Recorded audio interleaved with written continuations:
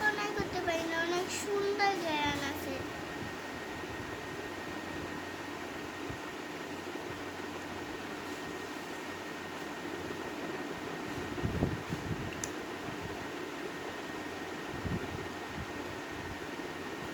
অনেক অনেক সুন্দর জ্ঞান। এখন আমার ওই বডি লোশন দেখাবো। এই যে আমার বডি লোশন সেনাবাহিনী, এটা আর এটা হলো মুখেই বডি লোশন। এটা হলো এটা আমি দিয়ে বডি